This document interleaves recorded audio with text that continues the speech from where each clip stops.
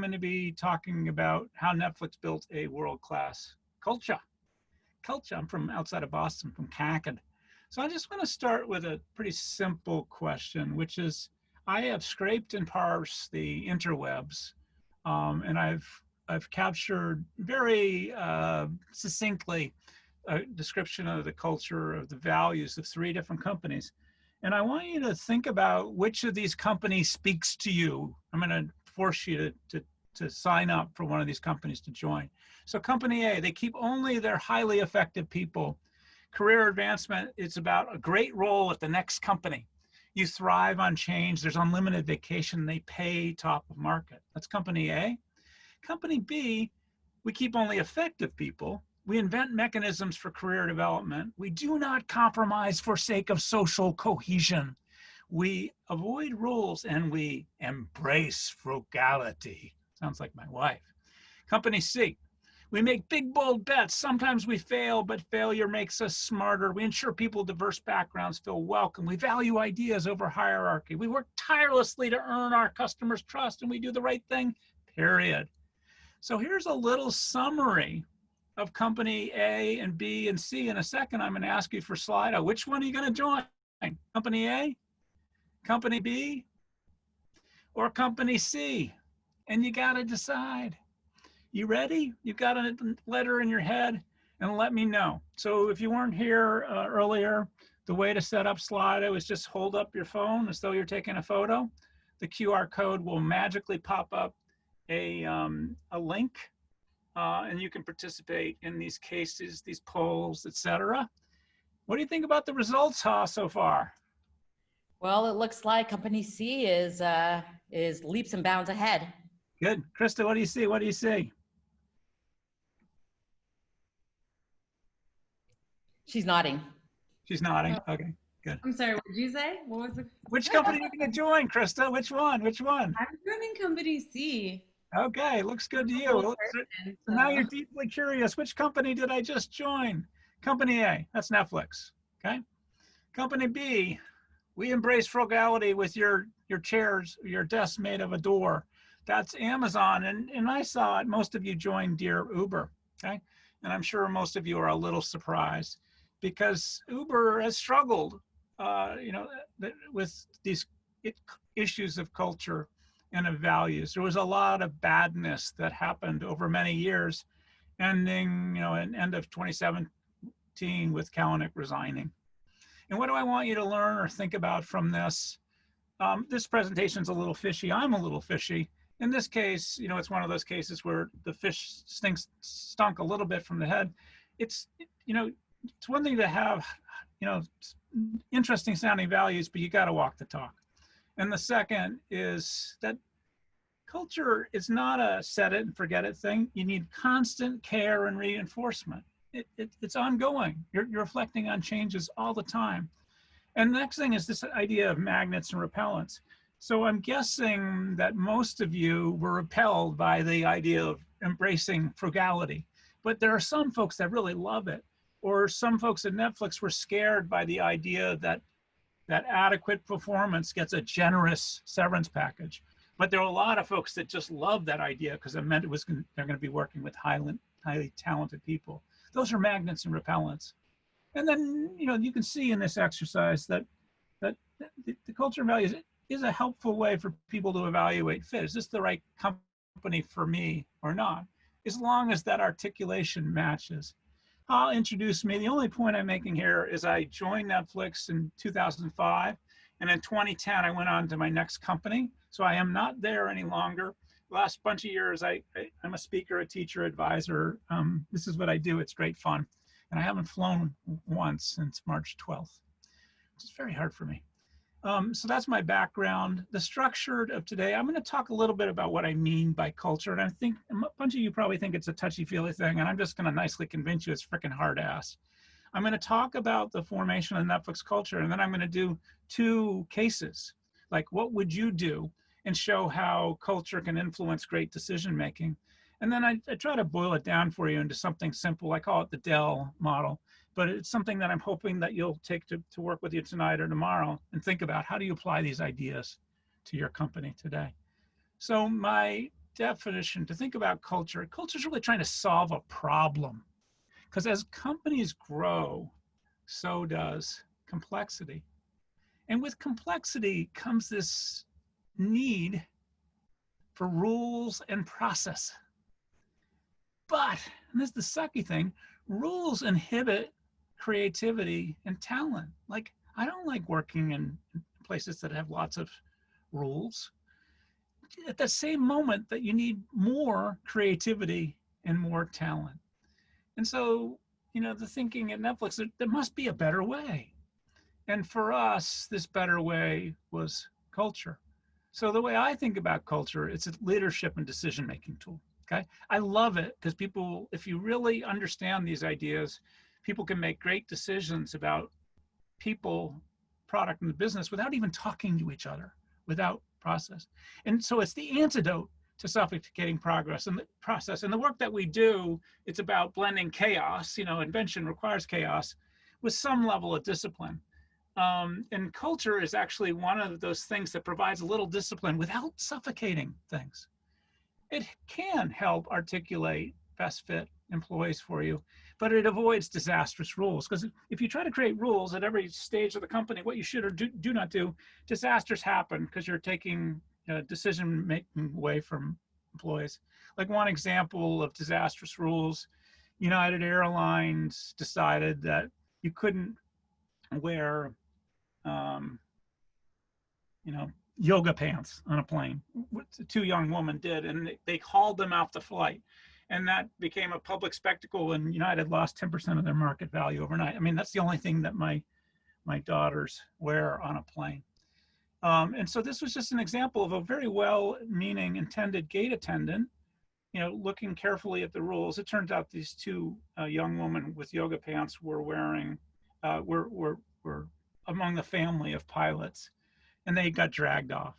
But a huge negative implication. This is the danger of rules. So for me, culture, and I got a lot of founders and CEOs and entrepreneurs out there, it's how you behave when no one is looking. So I've got a bunch of dirty coffee cups because one morning early at Electronic Arts, like 91, I would float in at 9:30 in the morning, 10, whatever. But I came in at 6:30 in the morning, and there was the CEO cleaning the coffee cups. I'm like, what are you doing?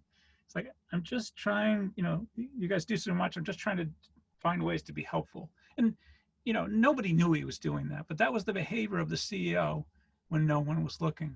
It is who you hire, it's who you fire, and who you promote. And it comes from a commonly understood set of principles and values. And I'll focus a lot on values today and the skills and behaviors that are with those values, because that's what it's about. It's the key skills and behaviors that you seek. So mechanisms are the ways that you take these ideas, these values, and you help bring them to life. It's not enough to put a shiny thing near the water cooler, expect people to read and understand it. You need mechanisms that bring those ideas to life. And there's lots of them. And most companies make these values part of the hire, fire, and promote conversations. We'll do a couple of cases with that.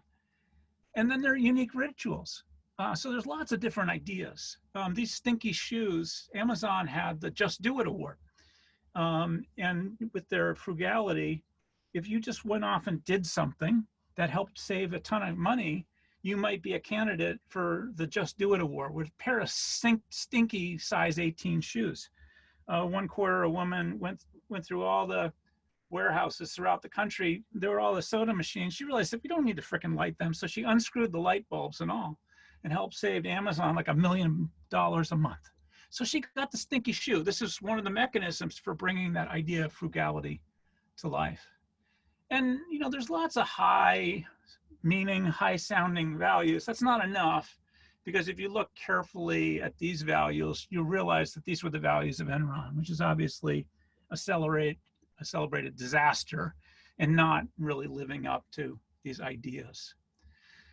And don't try to cut and paste the frickin' Netflix culture, because they are unique, these different cultures. It's about the values, skills, and behaviors that you seek given your mission, given your stage of company, given what's going on in your marketplace. And if you're starting this sort of early in the game, one of the easy clues about figuring out, okay, what is it? What do we really value? I nicely encourage startups to look to their stars. Who do we think are the best people that really are, killing it, right? And what are their skills and behaviors? Because those are the early signs of what you think is important and what you might want to fully embody as you grow up.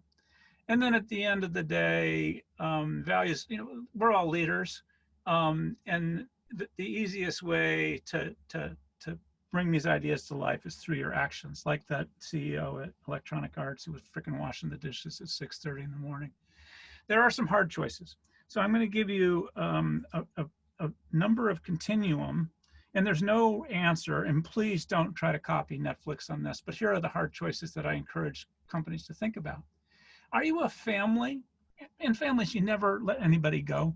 You can't. I wish I could. Are you a club team like club soccer? Are you a pro team?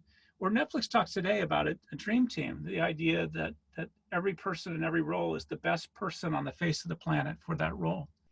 And this is a continuum. To contrast, I was at Chegg, which is an educational technology company that saves students billions of dollars renting instead of buying textbooks and does homework help. We actually modeled it as a family, which is very different. So there's no right answer on this. And in thinking about this continuum, how do you think about loyalty? Are you going to keep customers or your employees forever or not? Do you want to think about their career development? Netflix doesn't. It's the role with the next company. Amazon actually does a little bit of this. And then the next idea is, how do you think about control versus freedom? So Netflix, way skews towards freedom, right? If they make a sucky movie and original content, nobody's going to die, okay? Whereas Boeing, all of their culture and their mechanisms tend towards a high need for control, because if the plane falls out of the sky, that's a very bad thing. And then another thing to think about is the degree that what information, what data do you want to share with everyone to be fully transparent, or you're going to be secretive? And again, there's no right answer. Actually, Apple's very secretive. They don't want their plans to be known because a lot of their plans are going to come to life 2 years from now, and some of their advantage will be lost if other people figure it out. Netflix embraces transparency. I would know the quarterly earnings for the company a month before Wall Street would.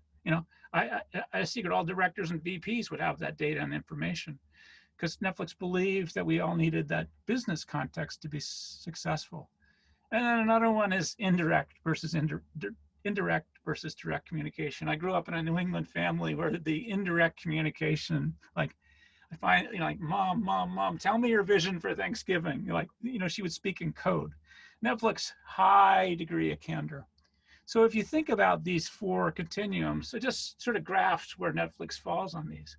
But the exercise for you and your company is, what's your aspiration? 2, 3, 4 years out, where do you hope to be on these continuum?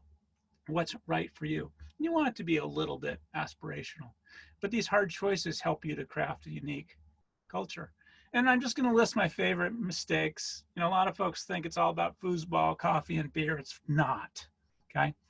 And then challenges where companies, like if you're a 4-person startup, I'm not sure if you should be deeply engaged in this conversation. I'd rather have you spending time with customers and building good product. But if you're a 200-person company and haven't had these conversations, you might be too late, okay? And then no one responsible. This one is really hard, and I don't know who should be responsible for this. I have this sort of natural allergy to HR people. Sorry, I'm sure I offended a lot. And actually at Netflix, I would give 60% of the credit to Reed Hastings, the CEO, to Patty, the HR leader, maybe 20, and then 20% to the rest of the team. But the key thing is, who's responsible for keeping at this? And then, my favorite mistake is that the well-meaning thing that's it's shrink wrapped, it's over the water cooler, but it doesn't really help people understand what the company's about. And then, the last one, this is not set it and forget it. You got to keep tuning. And I'll give you some examples of this a little later. Ha, how are you doing? Good. I see a Good. thumb up. Great. Good. And you're like expert because you never speak without unmuting. You've got it down. All right. So I'm going to talk about Netflix. So here's the brief history of Netflix culture. In 1998, Reed Hastings, the CEO, he had actually done a company before called Pure. Patty McCord was his partner there. He was trying to convince Patty to do it again. And, Reed in his own way, he would call her at 3 in the morning and say, hey, you got to join this company. She's like, I am not an idiot. Why would I want to work with you? You're the guy who calls me at 3 in the morning. But he was relentless and finally said, hey, Patty, the last company we built wasn't a great company. Let's set out to build a great company. Their words was, how do we build a great company from? And she said, okay, finally she relented and said, my first thing is no bozos and no assholes. This is right out of the start. 2001, a third of the company was laid off. They hadn't figured out a business model that would work. It was before they had done the all-you-can-eat subscription. But they laid off a third, maybe they went from 200 to 120 people, but actually everybody was having more fun. They realized the talent density was higher. And that was an important observation. The deck got initiated about 2005. And then finally, 4 years later, it was published. And that thing, we would get together every quarter on an ongoing basis and debate it and edit it and scrub it and tune it. It was changing all that time. This is called our quarterly business review. There was one time I was going to miss the 16th version of this. I was going to Austria, biking across my family. And Reed, the CEO, called me the night before, said, give me your edits. I'm like, oh my God, Reed, I've been editing this like for 4 years. And this is just, it was painstaking. We put it out there because people were showing up in the sort of culture orientation on the first day at work. And they were like, holy shit, I didn't know what I was getting into. Especially when they got into the adequate performance gets a generous severance. So because of this, we said, you know what, we're going to publish so people know in advance what they're getting into. And actually, it was not our plan, but it was one of the most substantial recruiting tactics. It turned out for the first time, like machine learning people working in Wall Street thought, hey, this is kind of a cool company. Our other mistake, surprise for recruiting was the Netflix prize. Patty left in 2012, and there was something called the keeper test where and this is hard, you'd ask your boss, hey, if I told you I was leaving tomorrow, would you fight to keep me? And, Patty had this conversation, she was working with Reed like 15 years. And it became clear that she was no longer the best person on the face of the earth for this. And she left. And this was because, she had never scaled to the degree that Netflix is today. 4 simultaneous streams. Oh, did you notice if you're paying the highest price that you're $16 a month, you can have 4 simultaneous streams. And Netflix knows that a lot of you are sharing it with friends and family and your ex-boyfriend and your ex-boyfriend's uncle, etc. But this is a company that doesn't believe in rules. And I'm just trying to nicely inform you how culture can influence even these small product decisions. In 2016, there was a major culture deck revision. This was me too. I'm just pointing out, and I'll show you, the work that went into that on the inclusion. And then 2017, House of Cards was canceled. Like, what's up with that? What does that have to do? Cindy Holland had signed them. Kevin Spacey had been implicated in sexual harassment of an underage boy.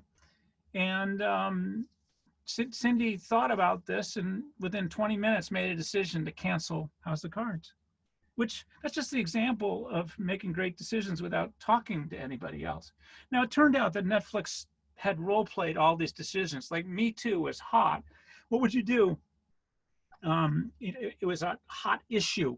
What would you do if the producer did it? What did you do with the lead actor? They would have all this, they would role play these to figure out what they would do and what they truly valued. But this was an example of, good, fast decision-making without process. All right, so I'm going to just a couple of cases with you today. I know that Ha went to business school. I'm sure there's others, some lawyers out there. This is like that, except you didn't have to do any homework, okay? No pre-reading. But the key thing is I'll give you little dribs and drabs of information. You're allowed to ask questions. I want you to have enough data to make your own opinion, and I'm hoping that we're going to have some debate out there. Okay. So here's the case. It's 2006. The VP of streaming content communicates the launch date for streaming. Now, we were a DVD by mail company, and we actually had a plan to launch in January 2007, something we called Watch Instantly. The problem here is that a person from the content team had gone to a big event, had been coached by everybody, the PR team. Don't say anything about our future plans. No dates, no number of titles, no budget, no nothing. Nothing about future plan.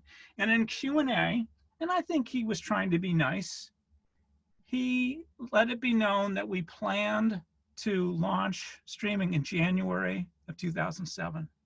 And then these were the headlines the next day. And also, it said he was a VP, but it turned out we knew he wasn't a VP. He was a director. Like, what's up with that? So that happened. So this is when we discovered that folks in LA and the content team had a dual title system. They had the fancy title to get them the meeting with the head of the studio, right? In fact, this was something that the whole organization, the content team did. The important thing is material non-public information was released. Remember, this is the company where we had important data information a month before anyone. We had the transparency, but we depended on people keeping it a secret. And so the question I put to you in this case, you're this person's boss, do you do nothing? Like, do you reprimand the person, which is, a strong talking to, and they understand how bad this behavior was, and maybe if they do it again, they'll be fired, or do you fire the person? That's the question that I want to put to you today. Ha, what do you think about this one? Ooh, this one's tough. I would probably reprimand. Do you have any questions? Do I have any questions? Oh, let's see. I would, no, I don't know. I don't know if I have any questions. Okay, put it out there. Can you watch the chat messaging for me? Yeah, What questions do you have? Okay, Christian has a question, which is, who did she disclose the info to? The whole freaking world. See that whole audience?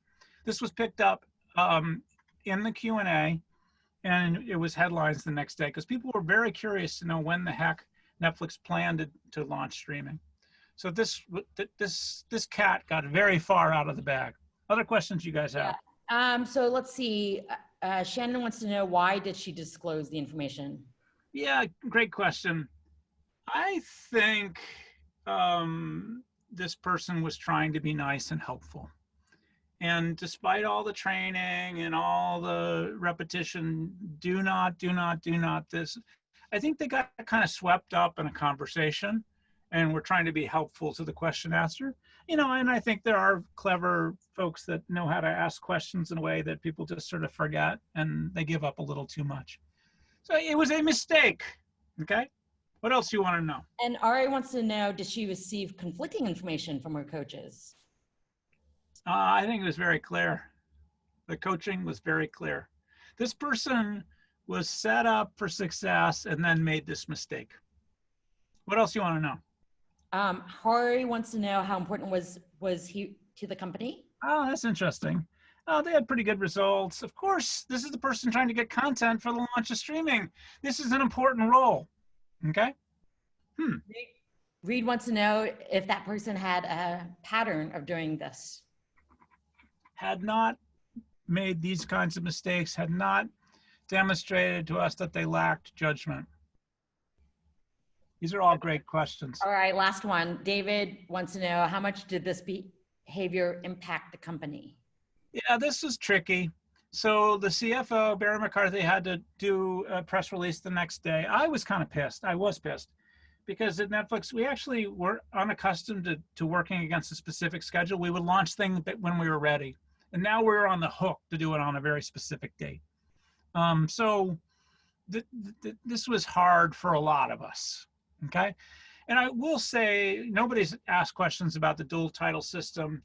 That was not on this person. That was on the content organization, and they stopped this practice immediately as soon as it was known broadly. And we all kind of thought it was lying, okay? Okay, so I'm gonna put it out to the wisdom of crowds using Slido. Pick one. In this case, you're the boss of this person. Would you choose to do nothing?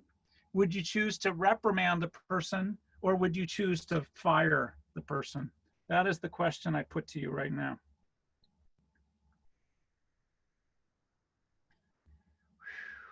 What do you see, Ha? Well, right now, reprimand is leading, but fire is right behind. So we'll see where it lands.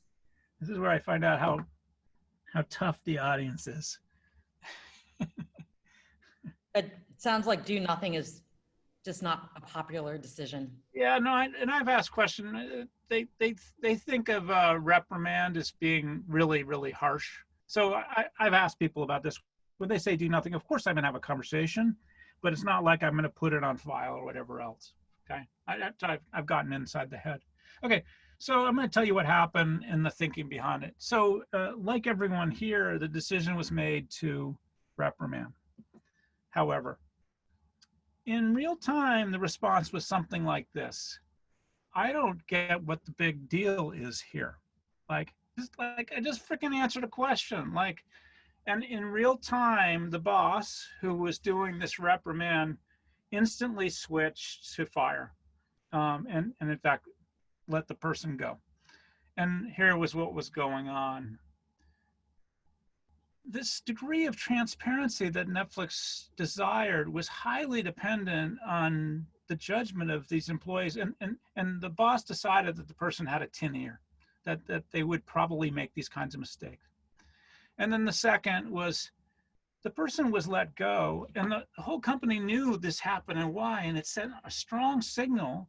You know, this is about freedom and responsibility. If you want the freedom to have this kind of data, but you also have to be responsible for it. And then Netflix, we would do discussion like this all the time. A person takes 10 reams of paper from the copy room home for their home office. Do you do nothing? Do you reprimand, fire? And we would debate that. And the answer on that one was do nothing. In fact, they were just trying to be a better worker at home, right? But my point is the value of cases at really as a team, discovering what you truly value. And then it also helps as you go through these decisions that these cases would test our beliefs and our values. All right, a little bit about Netflix. A lot of the thinking was just go to first principles. So here are a bunch of stuff that lots of companies do, and these would be considered best practices. And best practices is like a dirty word at Netflix. It's like, okay, why would that thing that's good for them be good for us? Like, we're different company, blah, blah.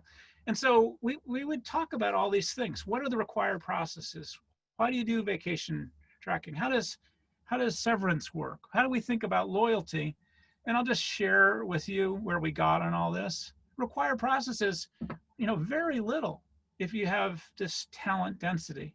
We were the first company to go to unlimited vacation. The idea was if you deliver results, it didn't matter how many days you were at work. Like Reed would do like a freaking earnings call on his BlackBerry on a chairlift at Park City. Like, this is when it's like blending. Confidential competition. There was an experiment where all the VPs learned all the employees' compensation. And it worked pretty well. So today, all directors and VPs know the compensation for everybody.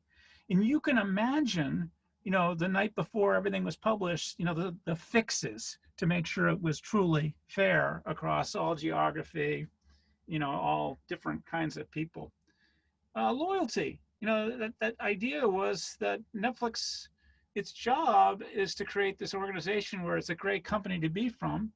But, if you were me and you wanted to go from VP of product to chief product officer, there's no idea that you should do that at Netflix, that they would be pleased and excited that I might do it somewhere else. And this is what it meant to build a great company to be from.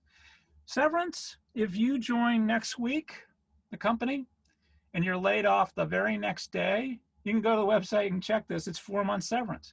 It was just trying to make it easy for bosses to make that decision that this person is no longer the right person for this company at this moment in time. the mechanisms that we had, I already pointed out that the editing of the deck, like almost on a constant basis, was how we began to make these ideas feel real, and these discussions and these cases and the role playing. We did this on a quarterly basis. Strategy, you know, the most important context at Netflix was strategy. And so like, I did this thing called the quarterly product strategy meeting. It provided context, but that was actually the place that you learned what it meant to be courageous, or what it meant to be candid, or what intellectual curiosity looked like. This is where you put these ideas into life. And there are many ways to reinforce culture.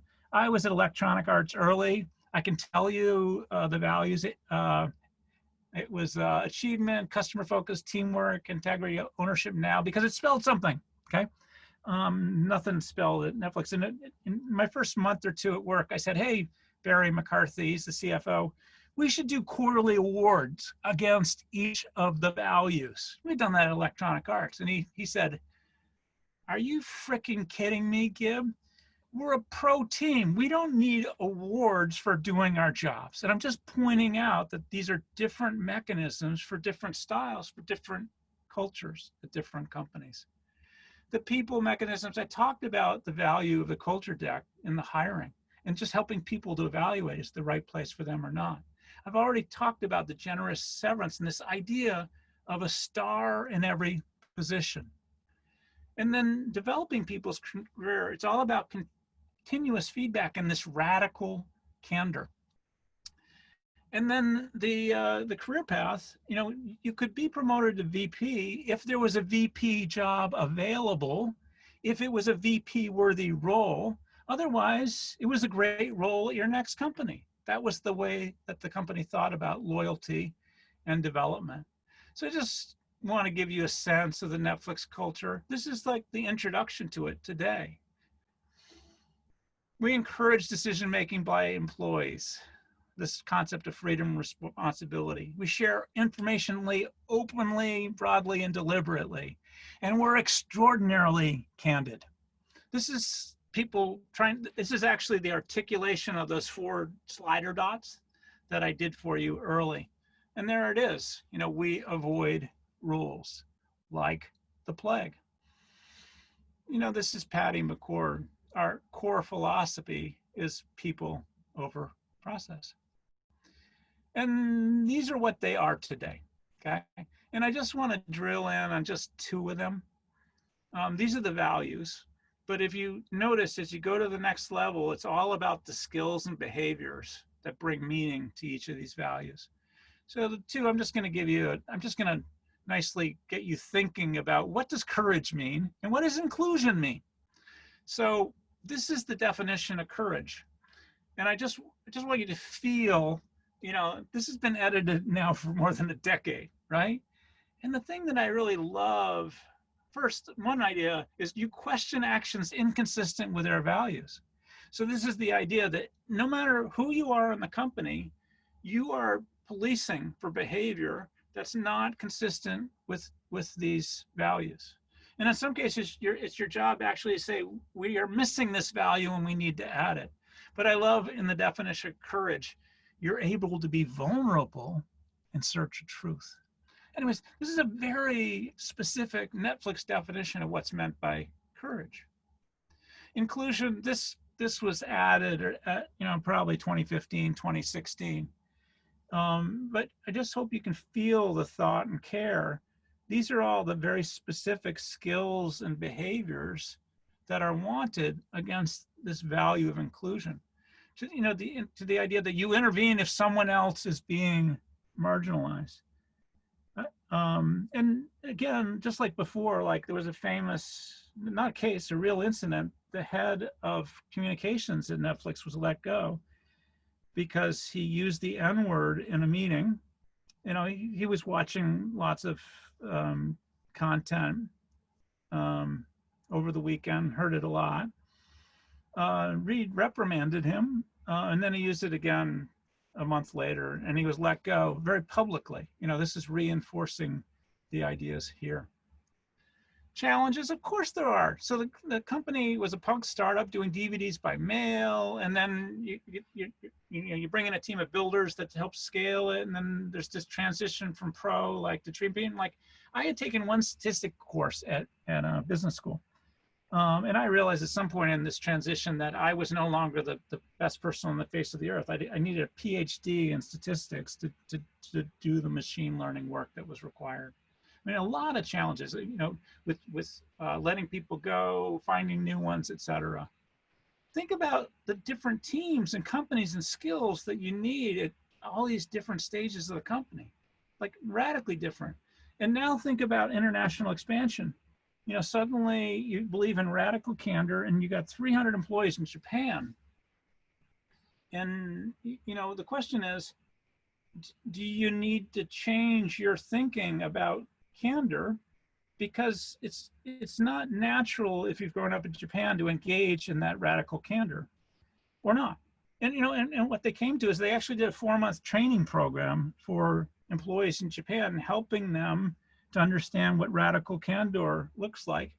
And they learn to embrace it and love it. But these are the kinds of challenges that you have as you grow. And it also reinforces that it's not set it and forget it. There were many of these values that had to be added or deleted over the years of change. So I have another case for you. It's a juicy one. It's a little more hopeful, I hope. This is Todd Yellen. I hired him 2005. He's the director of personalization. Netflix is all about connecting you with movies you love. You get to know the data about the movies, get to know your movie taste, you magically connect it. This is what Todd did. And he had very strong results. He's delivering in the personalization. And he's a culture carrier. You want to know what courage looks like? Watch Todd Yellen. You want to know what curiosity looks like? Watch Todd Yellen. You want to know what candor looks like? Watch Todd in action. This is what it is to be a culture carrier. He's got nobody who works for him. You remember? Like I actually had a number of director level product leaders that worked for me. I expected them to both think and do. And they didn't have people who worked for them. And the question here is, would you promote Todd to VP? That is the case. That is the question. And as before, I'm happy to answer any questions so you can form an opinion. And I'm hoping that we have a lively debate. You want to cold call somebody, huh? Well, yeah, let me cold call Gabe. Hey, Gabe. Go ahead and go on unmute, or if you, Krista, can we unmute? Oh, there you go. There we go. Cool. Do we know anything about Todd's ability to lead and have direct reports? Okay, there's 2 questions there. So yeah, we know about Todd's ability to lead. Like, he's great at communicating inspired vision of the future, very thoughtful about articulating the strategy, the metrics, the tactics, and the personalization area. We don't know much about his ability to hire, manage a team. We don't know this, okay? Just don't know. Does that make you feel any different, Gabe? Sure. What are you thinking? What are the questions behind your question? What are you trying to figure out? Well, I mean, does he, like, the VP position is a different style of job, and so it requires a different skill set. And if there's no evidence that Todd has that skill set, then it seems like better to just keep him in the job that he's at, would be kind of where I'm at. But maybe also there's a question of, does he aspire to be a leader, and does he want to learn how to do that thing? Yeah, so I asked him, sure, love to be a leader. Like, I get paid great now, but I'd like to get paid a little bit more. Cool, sounds great. And so it sounds like the motivation there that you got was about pay, that he thought it would be cool to get paid more. No. Okay. He thought he was being paid great. Like, oh, if you want to pay me more, that's cool. That's too cool too. Okay. I'm confounding you. You're not confounding me. I mean, I have a decision there. I just don't want to dominate the question thing. But Which way are you leaning, Gabe? I'm leaning towards not promote. Because? Because I don't see a reason to promote. And I see that if we need a VP, then we should hire a VP. And this doesn't sound like the VP person. Okay, somebody have the opposite view as Gabe? I don't hear from you. You're like, Okay, no, we got to freaking I'm promote gonna this guy. unmute. I'm gonna unmute Kelly. Okay. Hello, Kelly. There, Oh, shoot. can you hear me? Yeah. Okay, good. Thank you for taking the time to call me. The reason I have the opposite view is until you believe in Gabe in this example to rise to the occasion and give him the opportunity for forward and upward movement, whether it be unconscious or conscious bias, you're not allowing him to grow. And so if you're going to hire a VP, that's going to create often resentment within people who are looking to learn and then grow into a position which is bigger, better. I mean, so what I would do is promote him. I'd keep my eye on him and I'd ask him what his objectives are within my company. And certainly I don't know of anybody who wants to remain on a plateau or stay stagnant, right? We all want to grow. We all want to get better, hopefully, ostensibly, right?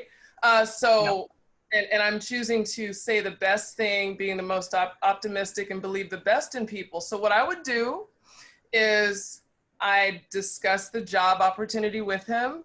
I discuss what my expectations are, and I would promote him. I would say, you know, these are the big shoes that I want you to fill, and please step into them, because until you give somebody the opportunity to show you that they can do better and allow them to exceed your expectations, you know, you're actually being the person who is stifling their potential.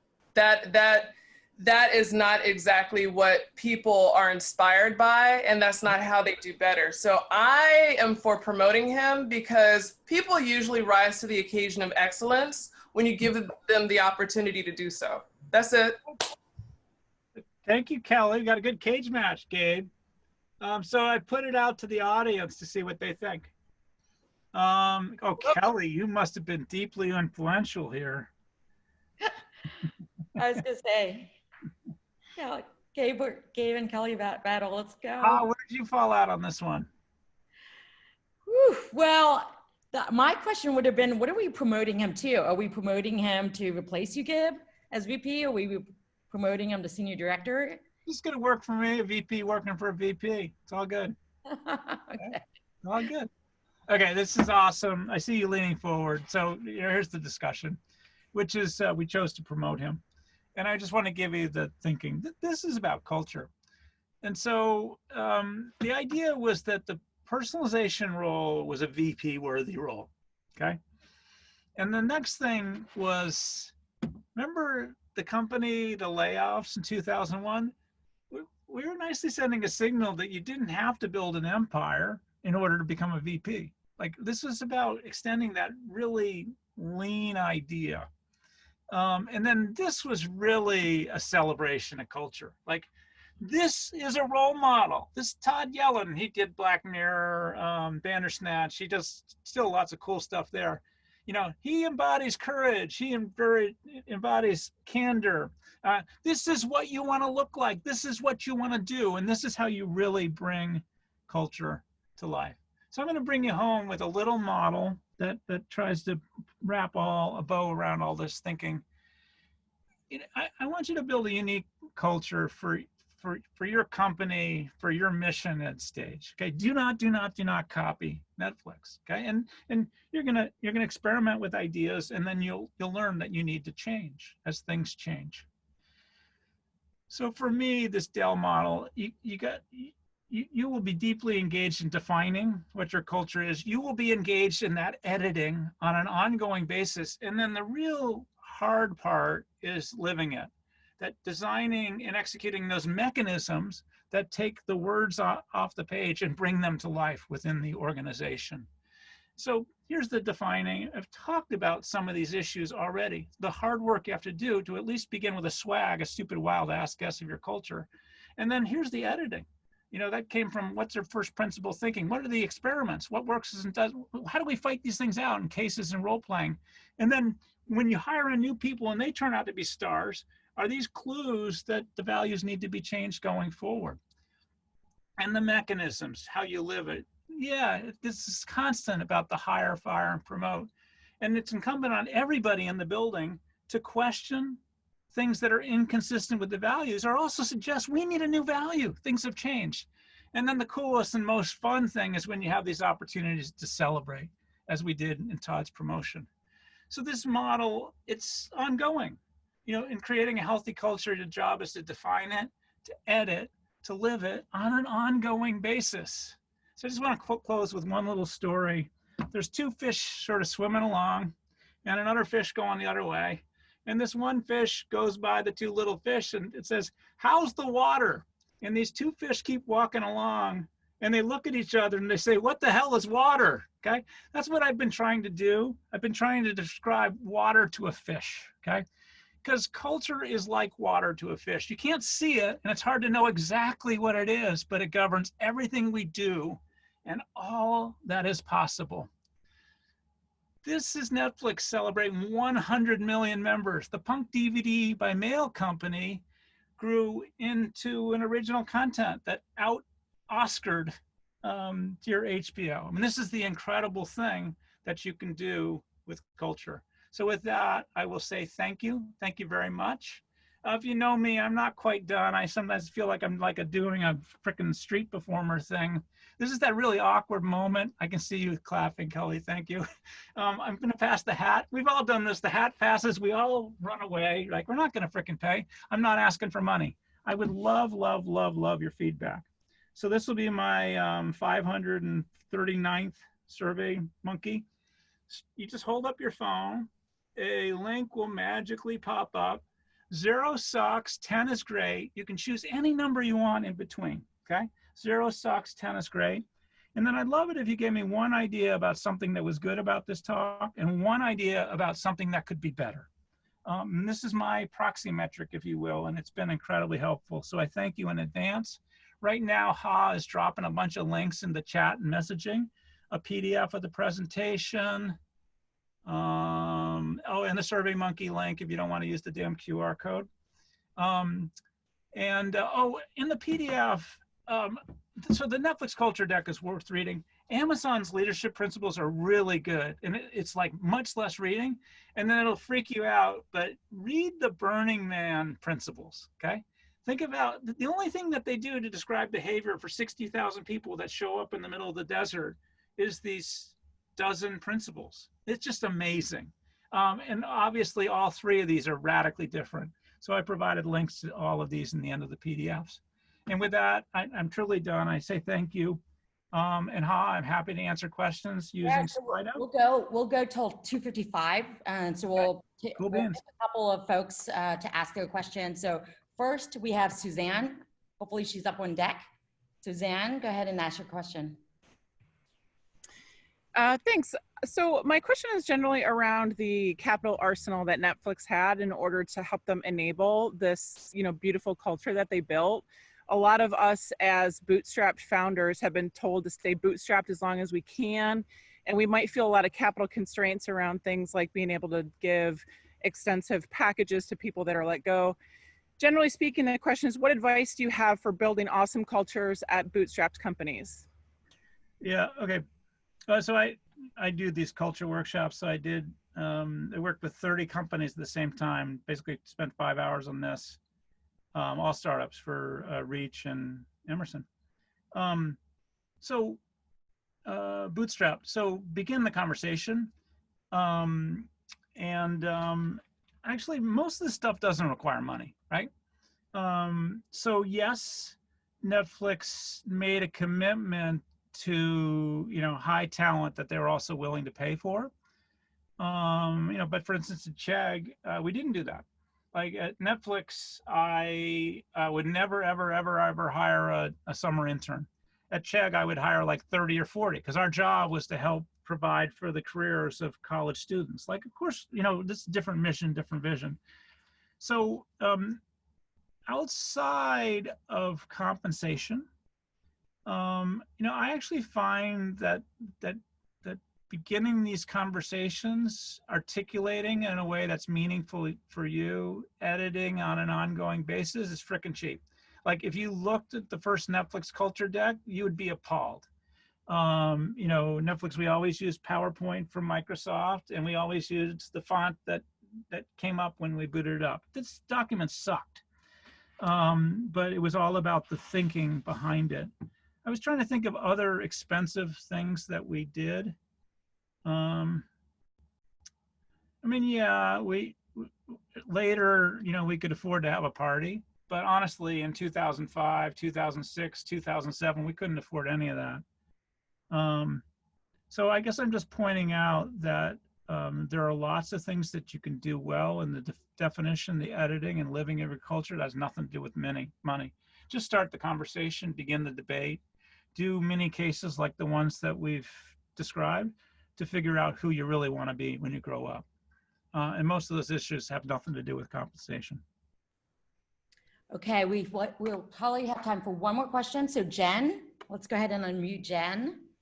Oh, you forgot me to stop sharing. Yeah, that'd be great. Thanks, Gib. That's what I look like. Go. Hi, my question is there a question that your team would ask to identify whether a person was the best in their field, and how would you determine, or how did you determine this talent fit? So I left in 2010. We weren't trying to be a dream team yet. I don't have one question. Actually, the thing I learned at Netflix was we were always competing with Google. Google had, I call it academic recruiting. You'd have like 12 different meetings with 18 different people. We sort of committed to 3 to 5 interviews and letting a candidate know within a week or two. The key thing was that we knew if we got it wrong, we could undo our mistakes by giving a person 4 months of severance. Okay. So I think we sort of bent to the reality of, let's see how this candidate does. And like the hardest one for me, I hired a director of product to do TV-based systems. And we had no idea what that person should look like. Should they be a hardware or software person? This is, designing what your experience is on like a Roku or a PlayStation. And finally, we said, we don't know. We're going to hire somebody at the end of the year. We'll know what we really need. So that was, a conscious decision with a person, an experiment with a person. So no, I don't have a magic bullet to assess that. But we were given license to try and see what works. And if we screwed up, to be open with the candidate and give them a severance package that would give them the time to find the next best thing for them. Thanks, Gib. Okay, we got to wrap it up now. And I know that our founders here in the audience probably have more questions for you. What's the best way for them to get in touch with you if they want to follow up on anything? Yeah, I'm gbiddle616@gmail.com. You can drop that in. My baby's website is at gibsonbiddle.com. I left a link for you with the PDF for this stuff. I'm easy to find. I'm sometimes hard to get a response from because I spent about half of my life off the grid. So I'm always backpacking, which, hey, it's hard to be me, but it's fun. It's Krista here. Could you repeat your email so I can post it in the chat? Yeah, GBIDDLE, gbiddle 616, because I live at 616 Howard @gmail.com.